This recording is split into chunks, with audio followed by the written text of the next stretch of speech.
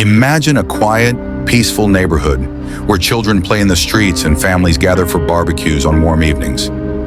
This is the image that comes to mind when you think of Sacramento, California, a place of safety, of serenity. But beneath the calm surface of this suburban haven, a monster lurked. A monster whose thirst for blood would awaken the city from its peaceful slumber forever. Richard Trenton Chase was not born a monster. He was born like any other child, a product of his family, of his time. Born on May 23, 1950, in Santa Clara, California, Richard seemed like an average kid, but deep within him, something was wrong. As a young boy, Richard's behavior was disturbingly offbeat. He tortured animals, wet his bed long after he should have stopped, and started fires for fun. These are known as the McDonald Triad. 3 childhood behaviors that are often linked to future violent tendencies. But no one could have predicted the horror that would follow. By his teenage years, Richard's life spiraled downward. Diagnosed with paranoid schizophrenia, his mind became a battleground. He believed the world around him was against him. He was institutionalized multiple times, but each release only fed the delusions that festered in his mind. Soon, his thoughts became more erratic, more dangerous. When Richard was released in 1976, he was a broken man, a man whose fractured mind would soon give birth to the most horrific of monsters.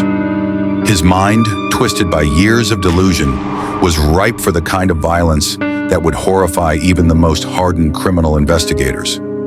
It began in December of 1977. The calm of Sacramento would soon be shattered. Richard had begun to believe his blood was turning to powder, that his life force was being drained by some unseen force. His solution? To drink the blood of others, to purify himself. It was the first step on a path that would turn him into a living nightmare. December 29, 1977, Ambrose Griffin, a man just walking with his wife, became Richard's first victim. Without warning, Richard pulled a gun and shot him dead. It wasn't the first murder he would commit, but it would be the one that unleashed the horror. For Richard, this was just the beginning. His bloodlust grew, and with it, the number of bodies piling up. His next victim was a 22-year-old woman, Teresa Wallin, pregnant with her unborn child. He stalked her in the early hours of the morning, a predator in the night, and he struck without mercy. Richard's delusions grew darker, more savage. He believed that if he drank human blood, he could survive, and that survival came at a cost, the lives of those around him. He would murder, drink their blood, and leave a trail of mutilated bodies behind. But it wasn't just the killing. No, Richard took things further. He didn't stop at death. He tore into his victims' flesh, consumed them, devoured their very being. His next victims were Evelyn Miroth, a young mother, and her 6-year-old son and 22-month-old nephew. They didn't stand a chance. Richard was relentless. In one single night, he ended their lives. But that wasn't enough for him. He left their bodies in a way that only a truly disturbed mind could conceive. Richard didn't just kill them, he desecrated them. But there was a slip, a mistake. Neighbors had started to notice the strange man lurking around, and the police were beginning to piece together the horror that was unfolding.